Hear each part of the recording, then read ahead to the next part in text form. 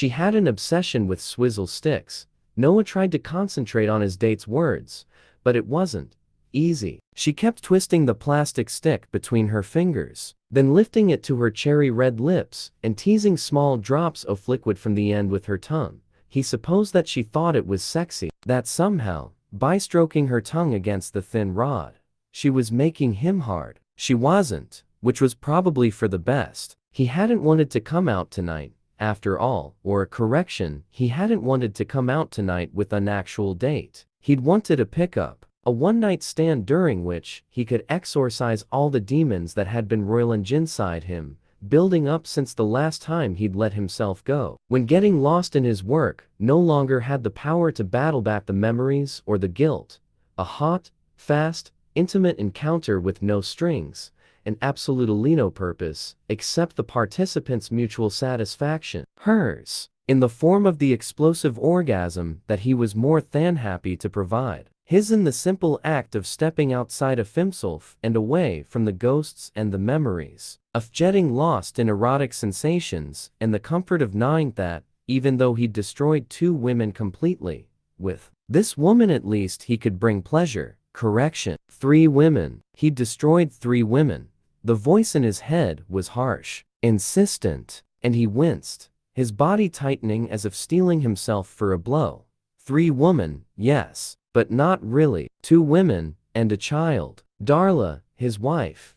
Kiki, his love, and little Diana, who never even saw her first birthday. Oh, God. His stomach lurched, and he fought the urge to close his eyes in defense against the memory now filling his head. His sweetie in his lifeless body, as clear and crisp and horrible as the reality had been all those years ago. He'd never forget hell. He didn't want to forget, but it had been almost 9 years since Darla and Diana had been kidnapped in Mexico City, and his friends were right he had to move on. His wife and daughter were gone, and he was her, alive and well, and trying so damn hard to block out memories of guilt and loss, to keep it at bay with long hours off work and clandestine moments of physical release that never provided any true relief, despite his continued delusions that it would help. Which brought him right back to Evie and her swizzle stick. She's a lawyer based in LA, but she spends a lot of time in Austin. His friend Lyle had said when he'd insisted that no meet Evie for drinks. She's pretty and smart and funny, and if it doesn't work out it's just one night out of your life. So, suck it up and meet her, okay? Noah had wanted to say no,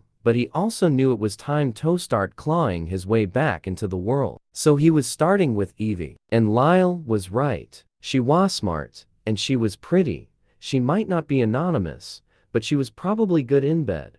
And God knew he needed someone tonight. Needed those few moments of pure oblivion.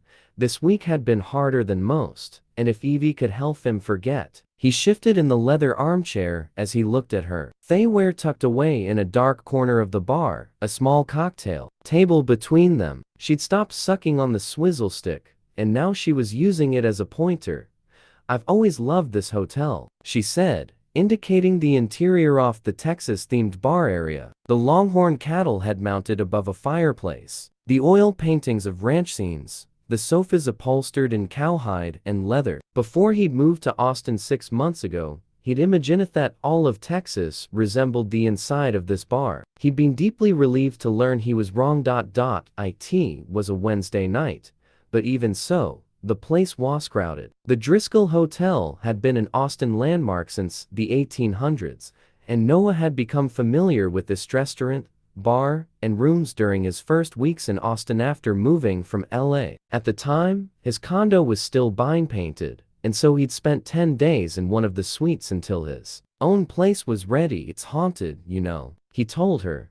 "That's what everyone says, but I stay here every time I come from LA, and I haven't once seen a ghost. I always tell them I want one of the haunted rooms, but I never get that lucky." Lucky, he repeated. Considering how hard he worked to avoid the ghosts in his own life, he wasn't sure he agreed with her evaluation. "Sounds fascinating in theory, but wouldn't you be scared? Or aren't you that kind of girl?" He added the last with a tease in his voice. Because he did like her, and it wasn't her fault that she'd signed up for the deluxe man with issues package. And it really was time. He needed to start dating, not just fucking. He needed to slide back into the world. Scared? Oh, please. She waved a hand as if to dismiss the idea. I'm a lawyer, remember? That's probably why I've never seen one. The ghosts run from me in terror. He laughed, and she grinned, her smile lighting up the darkened bar. For a moment, their eyes met and a single thought entered his head, maybe. Would you like another? He nodded to indicate her fruiticatal. He'd finished his own drink, 2 shots of bourbon, straight up, and he didn't really want another. But the air had become thick with potential, and he needed time to decide what to do about that. Dive in, or make an excuse and call it a night.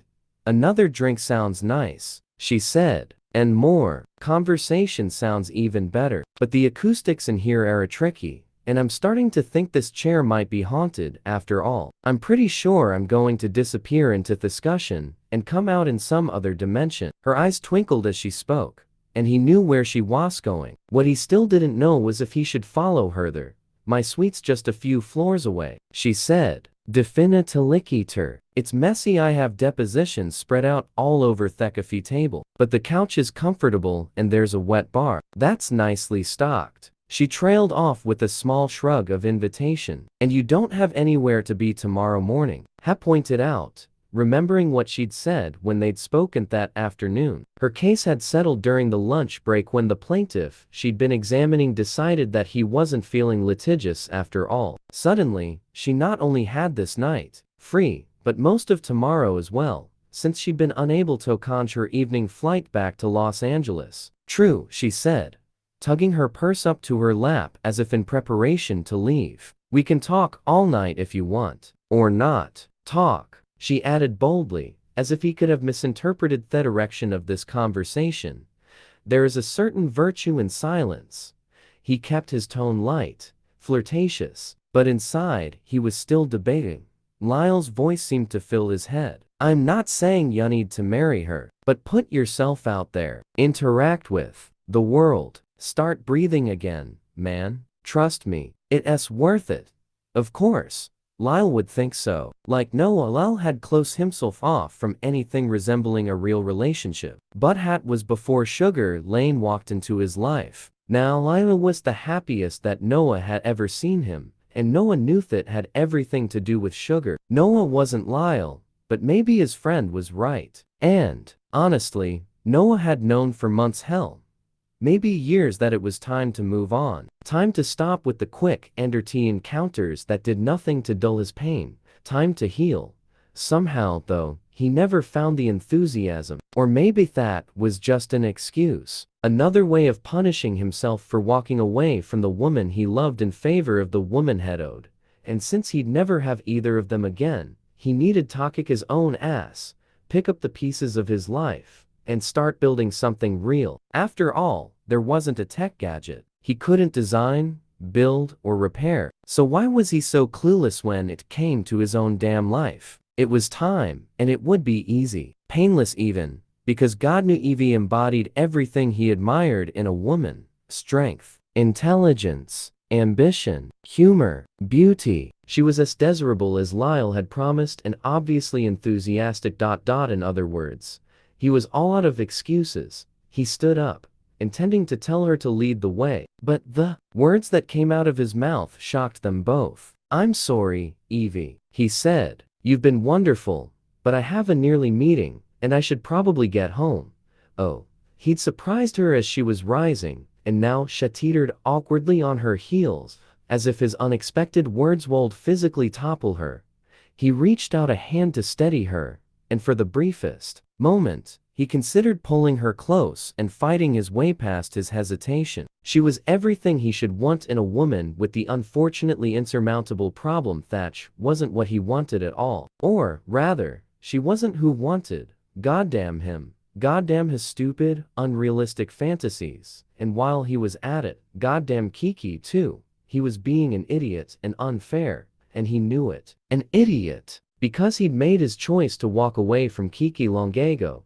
And he knew damn well that he'd shattered her in the process. Even if he could have seen his way clear to look her up after all these years, he'd forfeited his right to come crawling back. Unfair. because not 10 minutes ago, he'd been ready to take a plunge with Evie. And yet here he was, dodging and shifting like a damn coward, trying to swim up out of the deep black ocean of loss and pain. A familiar pain that wrapped him like a blanket, so cloying it was almost comfortable. And Heck knew damn well that there was only one way to fight it. He needed to take the girl to her room and try to fuck the darkness out of him, the way he'd done with countless other women, the way that never worked like it should, that only delayed the sharp edges of his pain, but added no light to the darkness. That wasn't what he wanted. Not anymore. One of their songs he'd moved to Austin was to heal, after all. To heal, and to break bad habits. Still, it was tempting, and it took more strength than he expected to shake his head again and say very gently, "I really am sorry. I'm not ready." She'd been polite enough not to mention the tragedy in his past,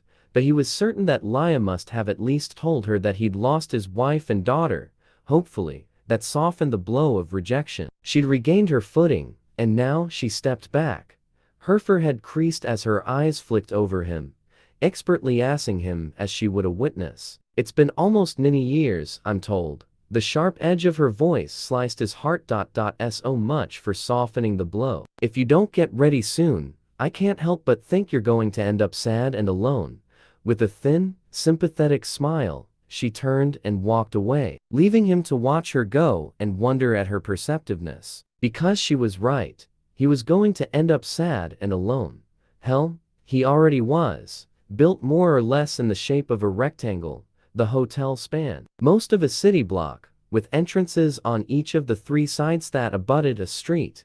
Usually when Noah grabbed a drink at the Driscoll, he left through the bar entrance and emerged onto 7th Street. From there, he could walk the partial block to Congress Avenue, the main downtown artery. He'd head south, checking his phone for messages and putting out fires as he maneuvered the short distance home. A few blocks before the river, he'd hook a right, enter his building through the 3rd Street entrance, and take the elevator up to the 15th floor, and the studio he'd bought when he'd moved to Austin earlier in the year. At the time, he'd considered getting a bigger place. God knew he could afford it, but what would be the point? He was really at home. His work was his life, just as it had been for years. And frankly, the only reason he ever bothered to come to the condo at all was because it disconcerted the janitorial staff when he slept on the couch in his office. Besides, when he'd looked at the building, all the available larger condos had views of the Capitol building. He preferred the smaller space and its stunning view of the river. Every morning he watched the walkers and joggers, the kayaks and paddle boats, the infinite shades of green that lined the river's wide banks, then burst into color when the peach blossoms bloomed, shifting the usually green-tinted vista to a vivid pink. It was vibrant, alive, hopeful, even. He'd set up his desk in front of the window, and on weekends, he was training himself to work from home. He'd sit at the desk and draw schematics or scribble notes while he watched the activity below. Parents pushing strollers as they walked lazily down the paths. Children tottering on bicycles, obviously fresh out of training wheels. Joggers, determined to lose those extra 5 pounds. Lovers walking arm in arm, deep in conversation. There was a never-ending stream of life 15 stories below him. And the more Noah looked at it, the more he was starting to believe that maybe one day, he could rejoin that current.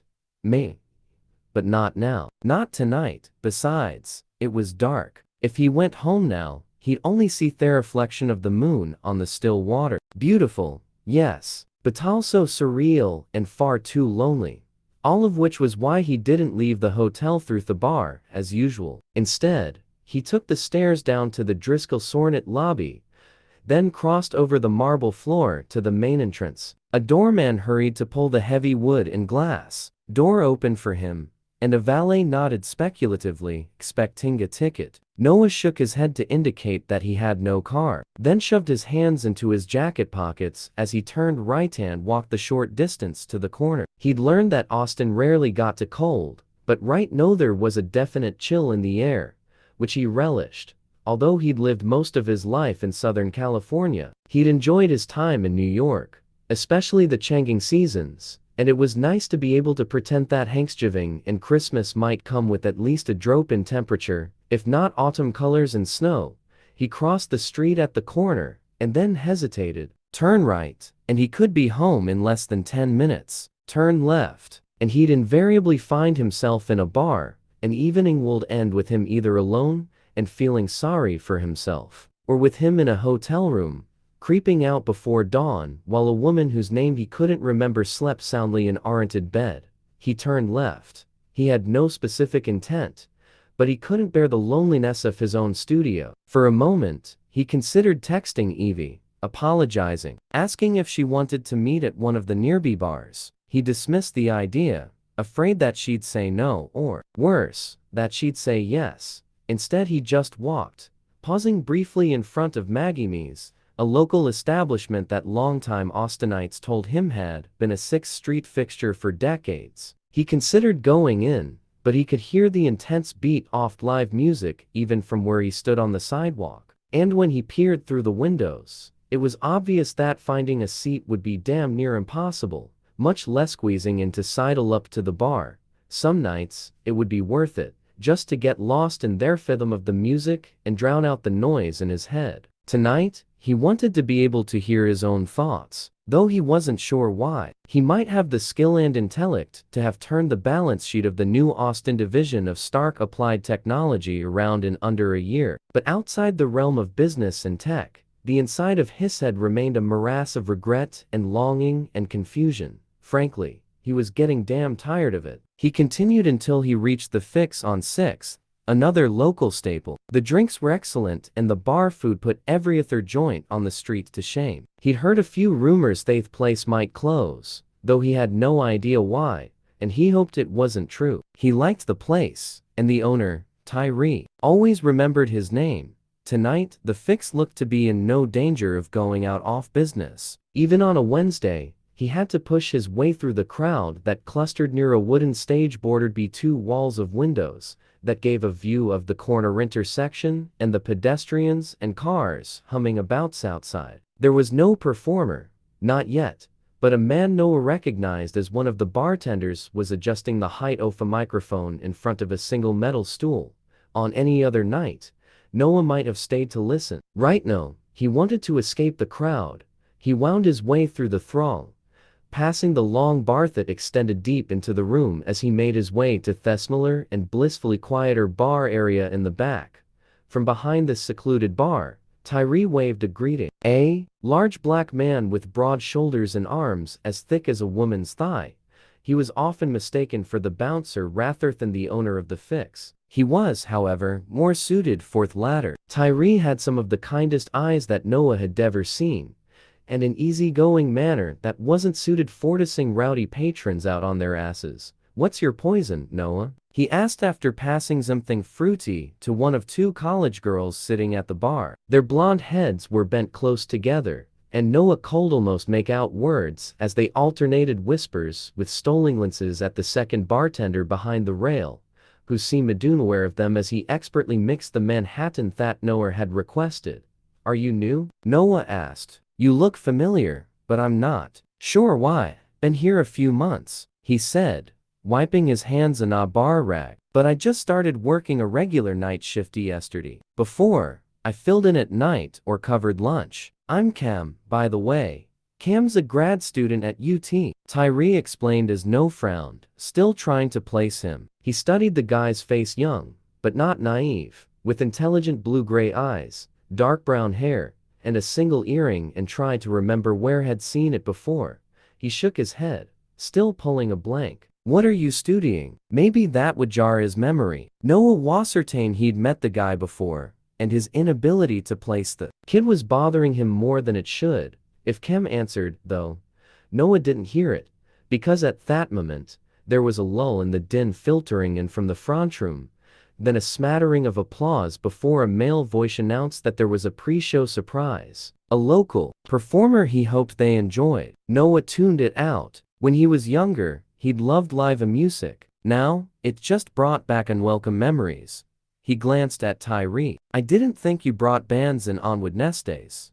Usually don't. This one's getting quite a local following, though, and they leave soon on a 3-state tour. The lead singer asked if they could do a farewell performance. A wide grin lit his face. Honestly, I think he mostly wanted his girlfriend to have the chance to try out her new song on a live audience. She's not part of the band, but she's got chops. She's not his Cam began. But Noah wasn't listening Ganamore, because the voice from the front room had reached him, low and clear and hauntingly familiar. It couldn't. TB, could it? He stood, then moved to the doorway that separated the tourists. He squeezed in between patrons knotted in tight groups, the words seeming to pull him closer even as the voice made him want to draw away. And when I am feeling blue, always circle back to you. He didn't hear anymore. How could he now that he was looking at her? Now that the wild roar of emotion and memory was filling his head? Now that he was staring at the woman he'd loved, the woman he destroyed, and the woman whose voice was even now tearing his heart into pieces. Chapter 2. I lose myself in sorrow, clinging to tomorrow. I dawn. Know how I will get through. The words soar out of me, my chest swelling as emotion fills me heart. And not just the emotion of the song, but the knowledge that I'm back. The song, the first one I've performed in almost 10 years, isn't just good, it works. I can see it on the ardent faces in the audience. The body shelled tight with anticipation, as if the music is a tangible thing that they can cling to, letting it carry them away to another world. I've nailed it. And the pride inside me is laced with relief as sweet and warm as fudge sauce on vanilla ice cream. I am back. I am finally back. My voice rises as the music and lyrics tell the story. Her triumph over the memory of him. The way she claims her victory by reclaiming her life. She survived, tall and proud and ready to shut the door on the past and finally move on. That's the song anyway. The reality goes deeper. The reality is that I survived, and I live to sing about it. I'm performing only this one song tonight, but when it ends, I'm utterly drained. I've thrown everything I have into it.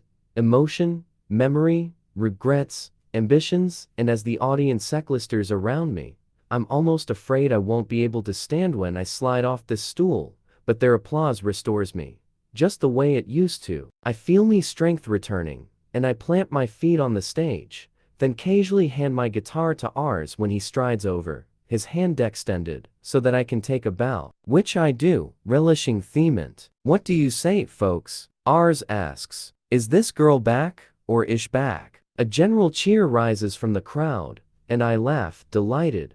I've never shied from an audience, and now I smile at the fascists near me, silently thanking them all for giving me a chance. After all, they'd come tonight to hear Ars and his band, 7%, before they leave Austin to head out on tour. My performance could have been an annoyance. Kiki King, ladies and gentlemen, Ars goes on, as I continue to scope out the crowd. In case you didn't know it, she was one of the founding members of Pink Chameleon, and wrote their biggest hit, Turnstile. He doesn't mention that Turnstile was the last song I both wrote and recorded, and I'm grateful for his oversight. Anyone in the audience who's familiar with Pink Chameleon probably knows that I left the band and dropped out of the music scene while Turnstile was still climbing the charts. Even if they don't know why, the rest of them only know what they just heard. And since I'm starting over, that's more than enough. I take another bow at Ars' urging and then look out at the crowd again. They're still clapping, and I'm still basking. And as I look past the nearby faces, I see my little brother Cameron standing in the doorway that leads to the smaller bar in the back. He's clapping wildly, and I roll my eyes when he thrusts toe fingers into his mouth and releases a wolf whistle that carries over the din all the way to where I'm standing on the stage. Mismal spreads wide, then I laugh out loud when his boss, Tyree, steps up behind him and glares down until Cam notices, shoots me an apologetic glance, then hurries back to serve drinks or chat up patrons or whatever other bar-related duty he's been shirking. Tyree lingers, and though he tries hard to look fierce, I see pride in his eyes as he nods at me, and my overfull heart swells a little bit more. I'd found Cam so easily in the back of the room that I had not noticed any of the other patrons standing near him. But now, I seem about to take a sideways step toward Ars. I catch a glimpse of red hair in a shade so familiar, it makes my heart ache. It can't be him. He's just on my mind, that's all. The man I once loved. The son of a bitch who'd inspired tonight's song. But no way is he really here, and I'm still repeating that mantra when he lifts his chin. I see his eyes, and the world starts to fall out from under me. No. It's my imagination. The song, the music, my mind playing tricks on me. It's not him. It can't be. Why would he be here? In Austin? In this bar? On this night? Panic flutters inside me, hot and wild. I've just gotten my shit together, just started writing again, singing again. I have a plan, a whole map for the rest of my life. And I don't want to see Noah Carter at all. And the sky is pink, rain clouds are full of wine, and ice cream has negative calories. I start to search the crowd, looking for another glimpse of that familiar burnished copper. But then ours calls to me, and I realize that 7% is ready to start their set. Reluctantly, I wave a final goodbye to the crowd, then Hugers before hurrying off the stage. I know I should linger and listen to them, either that or just get the hell out of the fix, but like a good little masochist, I push away from the stage and deeper into the bar, straight toward where I saw Noah. Or, the Noah-like apparition. I'm ground level now, and I can't see much of anything. I'm 5'7" only when I'm in heels, and today, I'm wearing canvas flats, which means my view consists primarily of a sea off male chests. I nip through the crowd, shifting and turning as I work my way backward. It's slow going. Not only do more than a few people pause to tell me they enjoyed my performance, but I'm also stymied by the fact that most folks are moving toward the stage at the front of the bar, which means that I'm fighting against the current. I tell myself I should go home. Mimond is playing tricks, and he need to get out of here. Except I can't seem to make my feet cooperate, and they lead me inexorably forward. I'm not sure what I expect to find when I finally push through the crowd. A tall man with red hair, and nothing else familiar about him. Orth man I'd once loved with all my heart and soul. More important, I'm not sure what I want to find. The question, however, is moot. By the time I get to the warframe that marks the entrance to the quieter back bar, Noah's nowhere to be seen, if it even was Noah, which, of course, it wasn't.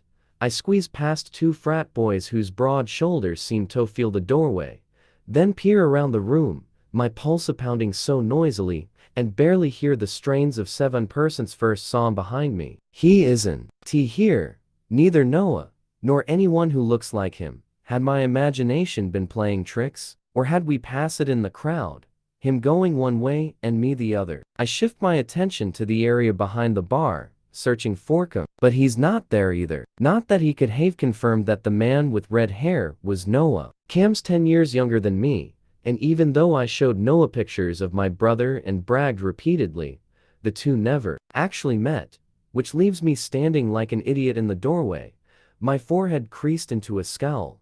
Considering you blew them away in there, you don't look very happy. I glance to my left, where Tyree is standing at a table chatting up two guys in business suits who I assume are regulars. Immediately, my mood shifts, and I smile. Thank you so much for letting me go on before 7%. I say, genuinely grateful. I know ours tossed the idea at you out of left field yesterday, and even though it was only me with the microphone and my guitar, I understand what a hassle last-minute changes can be, so he holds up a hand to cut off my flow of words. I was happy to do it. Hell, I'm glad you took us up on the opportunity. My smile wavers a little, and I wonder how much ours told him. We've been friends since college, when we both attended the University of Texas. I whizzed through in 3 years, mostly because I was bored with school and wanted to perform, and I left for Los Angeles while R stayed behind in Austin. He introduced me to his law-based cousin Celia though, and she and I ended up forming Pink Chameleon with 2 other girls. When I moved back to Austin, I looked him up, of course, and he was a solid rock in my personal post-Noah storm. He's one of the few people who knows that I'm on the edge of the springboard, my toes curling over as I steady myself, gathering me courage to leap off the high dive and back into my dream of a career in music. More than that, he's one of only a handful who understands how much I've had to heal so I could claw my way up to that ski-high platform in the first place. I hugged myself. Seeing Noah could destroy all of that. Hell, just thinking about Noah could set me back. But only if I let it. I straightened my shoulders, remembering everything I've gone through, how much I've sacrificed and how hard I've worked. And you know what? Fuck Noah. Fuck him and his maybe here, not apparition. I can handle the man, and I can handle his ghost. And I'm sure Ash'll not going to run scared. Not only that, but if he is here, I want to know why. And I've intentionally playing peek-a-boo. I want to know why even more. Austin's my place now, my safe spot. It's where I'd run to escape the memory of him of us. It's the place that sheltered and healed me. That gave me the strength to build a wall around the pain. Then helped me toss at those sweet memories up behind it. The precious memories that ached deep inside. And gave the pain both fire and the steel-honed edge of a razor. He can't be here. Because if he's here, I'm not sure that I can keep those walls from crumbling down. For a moment, I consider turning around and leaving. I should just go home, go to sleep, and pretend like this night ended with the crowd's applause. After all, I still have a ton of preparation to do for tomorrow's crucial pitch meeting, because the sad truth is, music may be my first love, but marketing pays the bills. Besides, the odds are it wasn't him, because why on earth would he even be here? Then again, I don't know where else he should be. I've taken a lot of pains to avoid learning anything at all about Noach Carter over the years. And as far as my world is concerned, he don't exist, except maybe he does. I know the odds are slim, but I also know that even if I went home, I wouldn't sleep. I'd obsess, and so I draw a breath for courage and then walk the short distance to the bar. Tyree's behind it again, and I perch on Theonly unoccupied stool. Chardonnay.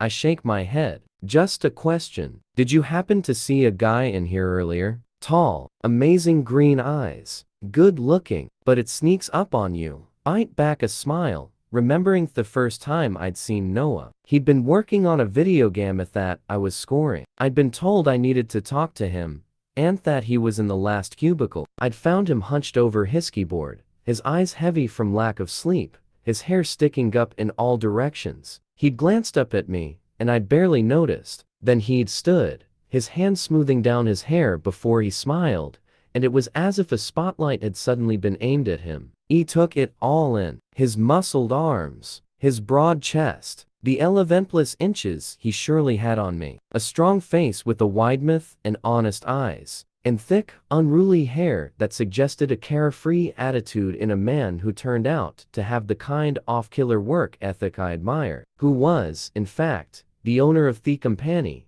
Even though he worked out of that cramped, crappy space, his smile slayed me, wide and bright and filled with genuine humor. But it was his eyes that stole my heart. The connection that sparked in them the moment our gazes locked. The silent greeting of one soul to another when the only thing that needs to be said is, I know you, or, at least, I'd known him back then. I thought I had anyway. I give myself a mental shake, realizing I hadn't told Tyree the most pertinent detail. And he has red hair. Copper-colored, really. I saw him standing in the doorway when I was on stage. And I think he's a guy I knew in Los Angeles. I try to sound casual. Did you notice anyone like that? Sure, Tyree says, as if my question had no weight at all. Asif's answer doesn't have the ability to strike a physical blow.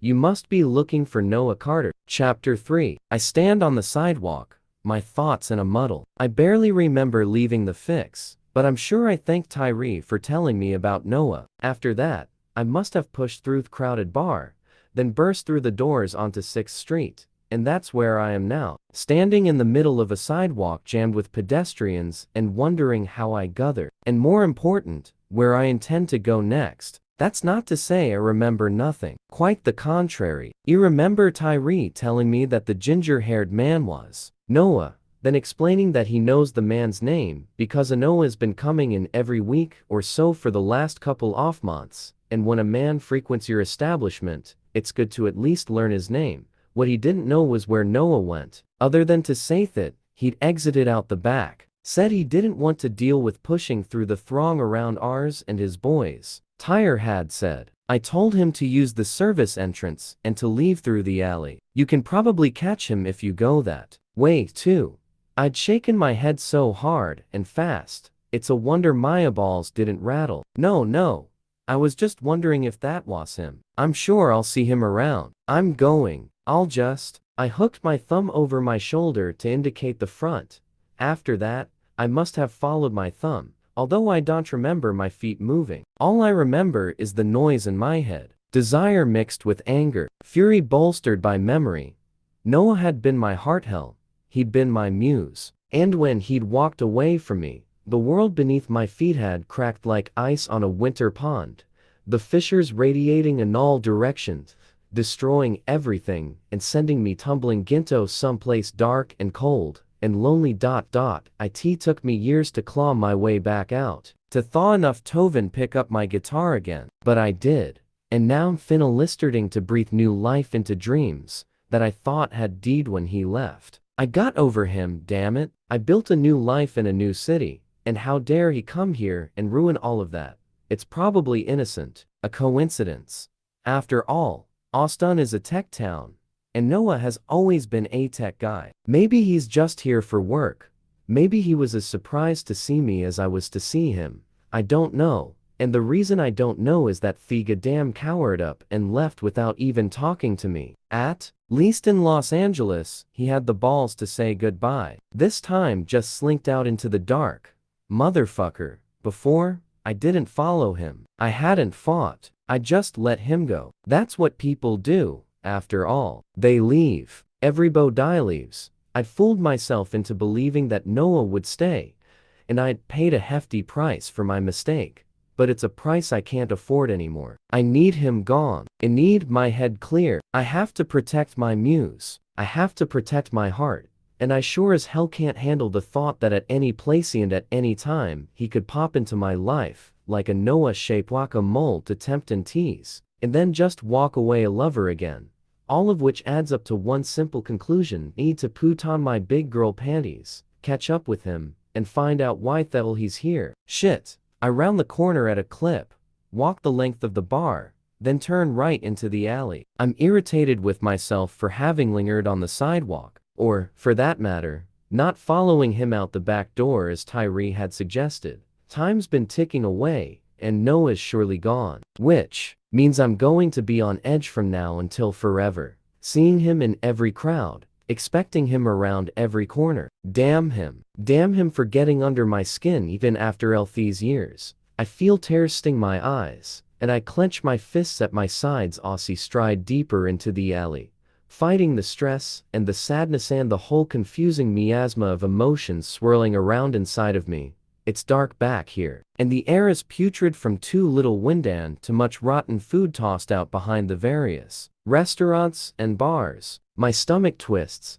and I concentrate on watching my step, which is harder than it sounds since Thele is so dim, the only illumination provided by the few anorexic lights marking the various establishments' back doors. I pass the rear entrance to the fix and continue heading west, picking up speed as I do. Not just because I'm hoping to catch up with Noah, but because I know how foolish it is to be back in this alley at night, especially with all the dark nooks and shadowed crannies. Formerly Pecan Street, this section of 6th Street has been a commercial center of the town since the late 1800s. An intriguing bit of history, sure. But right now thinking more about the construction of these buildings. About how the back walls don't quite line up, so that there are deep, shadowed insets along the path. And here I am, strolling through those shadows like an idiot.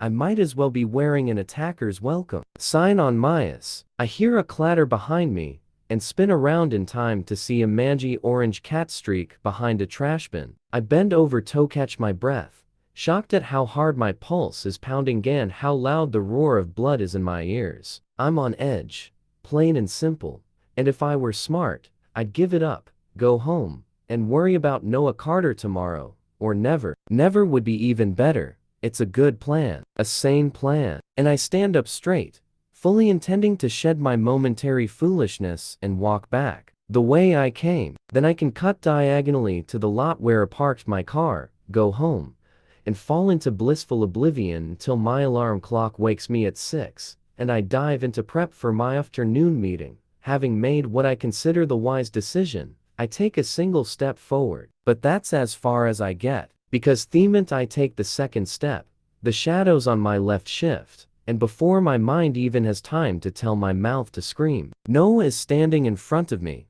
My heart twists as my brain catches up to reality. It really is him. Even in the dark, I can see the planes and angles of his face, the strength of his jaw, his wide mouth, usually curved up in humor, but right now set in a thin line that suggests a frown. He's only a few feet away, but the distance between us is vast. He moves tentatively toward me, as if mere proximity can't somehow breach the gap. It can't, of course, but though I want to back away to regain my ability to think rational thoughts, my feet seem glued to the asphalt. I'm trapped here, as enchanted as if I was a princess in a fairy tale.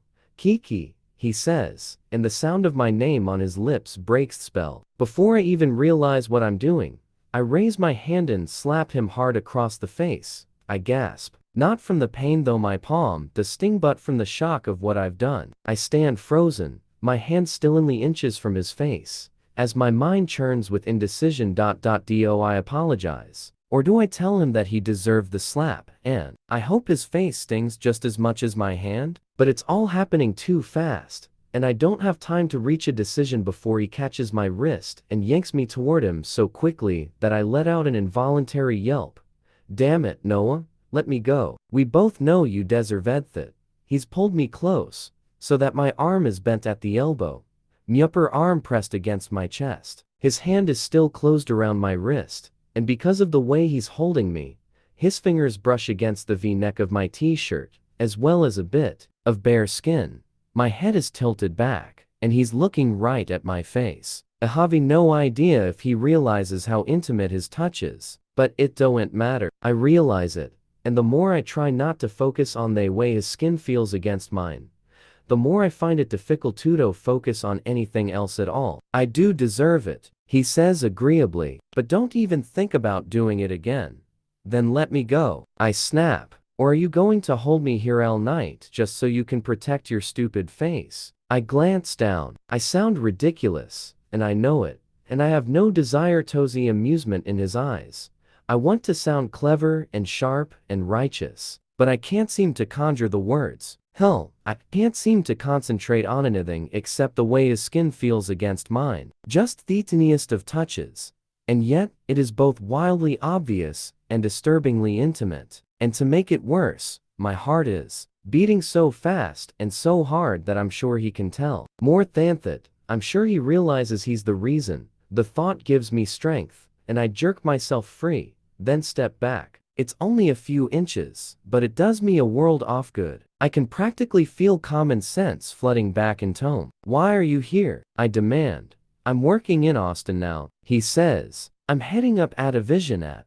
Not here, I say, waving my hand to encompass the entire town. I'm irritated by his easy answer, by the fact that he don't seem to be rattled at all, and I'm close to losing it. Here, in this alley, behind the fix. Why are you lurking back here instead of inside talking to me like any sane man would be doing? Why did you scurry out the back door like you'd walked into a nightmare and couldn't wait to get away from Adamon that haunts you? I take another step back, then realize that my cheeks are wet. I didn't meant for all of that to spill out of me any more than I'd meant to cry. Damn it, I say as I scrub my palms over my fists. Here. He pulls a handkerchief out of his pocket and hands it to me. It's clean, he adds with the ghost of a smile. Of course it is. I take it gratefully, then dab my eyes, wishing I didn't care that I now probably look like a raccoon, because why should I care what I look like around Noah? I draw a breath. Thanks. Anytime, he says, and this time the smile is more than a ghost. There's a definite up curve to his lips. And I have toe work to fight my own smile. Because Noah Carter wasn't a handkerchief-carrying kind of guy until he met me. But I've always been a crier. Not in a bad way, just in all the ways. I cry at happy movies. I cry at sad movies. I cry at sentimental comemesmacramamesm. And sometimes, I even cry at the stupid ones. Honestly, It's a wonder I ever managed to get a song down on paper, because while I'm composing, I can barely see through tears. About the only time I don't cry is when I'm performing. Then, the emotion comes out through my voice, not my tear ducts. Now, the smile has reached his eyes, and I bite back a laugh. That's how it always was with us. One minute, I'd be sniffling over something sentimental. The next minute we'd be leggingin racing down the beach, hand in hand, until we fell together in the surf, lost in the wonder that was each other in the world. With Noah, the world was always wide and wonderful, beautiful and mysterious. Mostly, though, it was full of delight. He could make a drive to the grocery store as much of an adventure as a hike in the mountains. You still carry them, I say, passing it back to him. He nods, then tucks it back into his pocket without quite meeting my eyes. My stomach twists, and I wish I hadn't said anything. Now, picturing him passing one to his wife, as they sit in a darkened theater watching a sappy movie, or wiping the nose of a small child, a little boy, maybe, who's fallen and scraped his knee, but is trying so hard to be brave. They're the ones he laughs with now. I swallow, fighting back another wave of tears. And this time, I'm determined not to cry. Not for him. Not for us, because I'm over him. I got over him a long time ago. That's what I tell myself anyway. But I know it's bullshit. I'm not over him. I'll probably never be over him. But I have moved on, and his sudden appearance is like a rope tied tight around my ankles, dragging me back into the past. So, I demand, realizing he never answered my question. Why are you lurking in alleys? He slides both hands through his hair, then interlocks his fingers on top of his head. I've seen him do the same thing hundreds of times, usually in front of a computer when he's frustrated by some uncooperative bit of coding. Right now, I guess I'm the uncooperative one. I wasn't trying to upset you, he says. Honestly, I thought I was making it easier. Easier?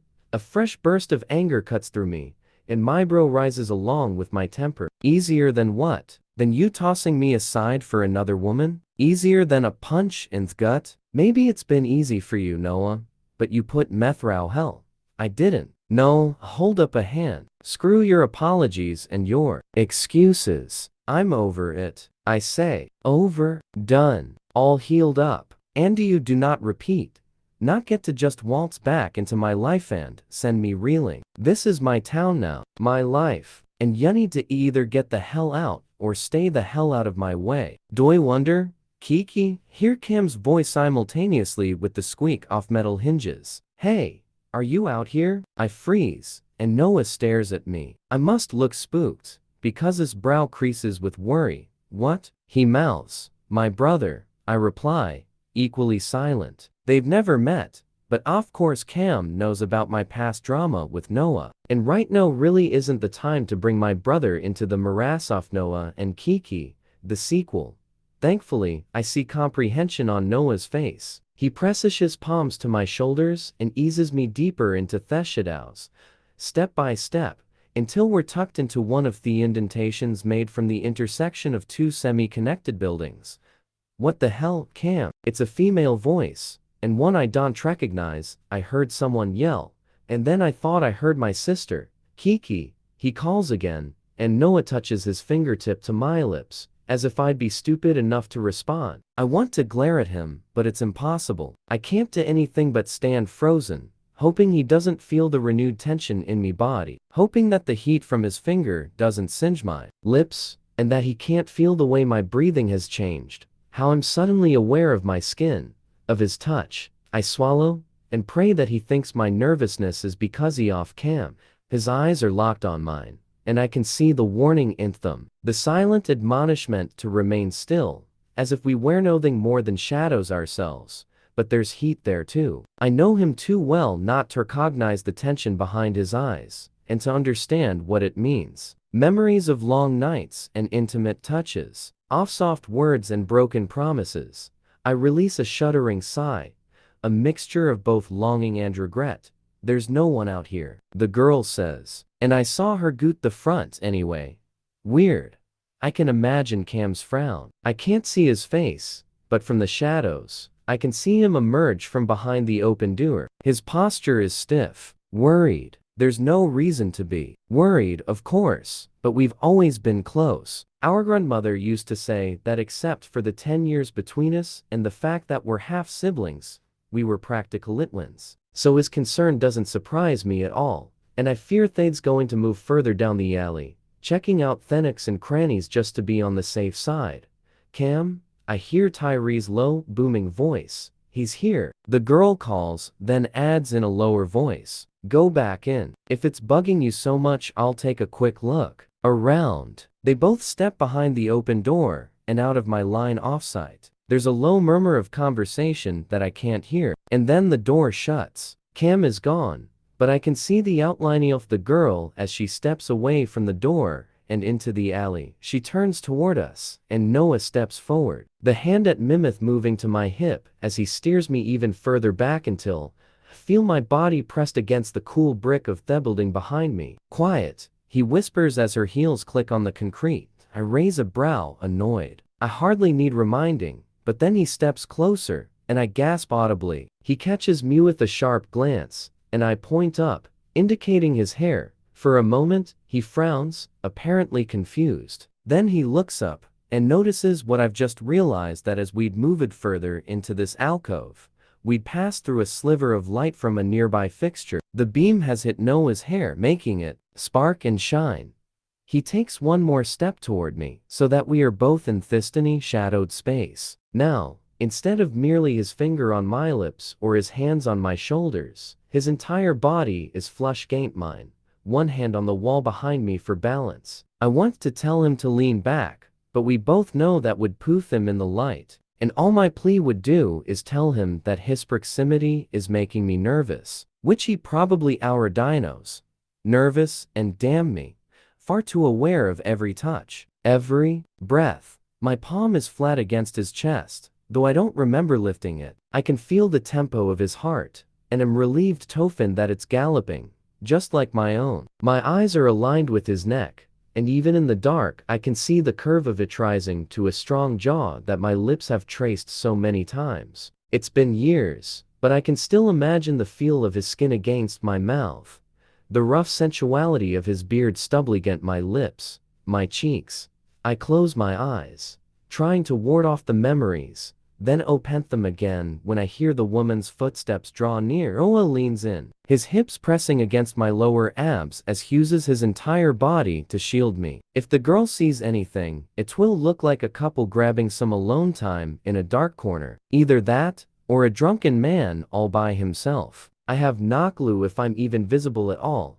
I hold my breath, hyper-aware of the sound of her passing, and even more aware of the feel of Noah's body against mine. I tilt me head up, and his face is right there, his lips parted, the scent of whiskey on his breath. His eyes are on mine, and time melts away.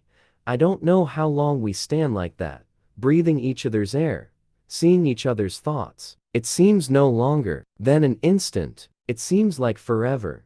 Neither of us moves, and after a moment, I hear the clink off door shutting as the girl goes back inside. But still, we stay frozen, as if we both have one foot in the past.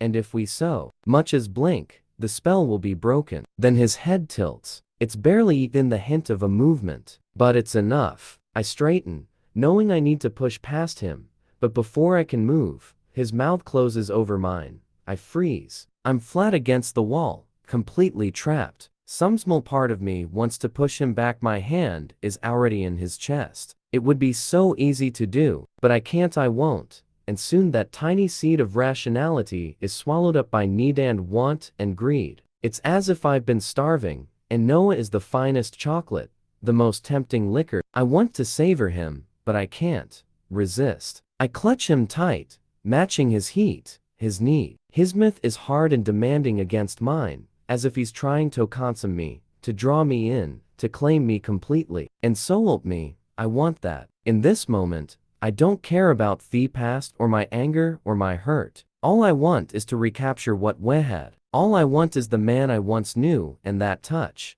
that passion, so all-consuming, so combustible. So goddamn dangerous. The thought hits me hard, and I push away from him, gasping with shock, my skin hot from a mixture of lust and self-loathing. I'd been drawn into the past, all right. A past when things were good, when I'd let myself believe we had a future. But that wasn't how the story ended, and I shouldn't have let myself block out reality any more than I should have let him kiss me. Because in the real past, he left me. In the real past, he walked away so that he could marry someone else. Kiki, I'm sorry.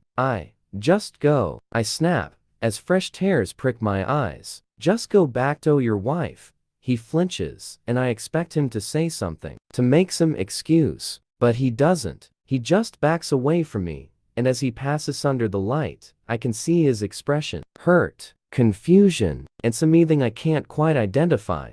He's in the middle of the alley when he speaks again, his face lost in the shadows. I really am sorry, he says as he starts to walk away. I didn't mean for this to happen. But whether he means the kiss or seeing me again or our entire history, I really don't know.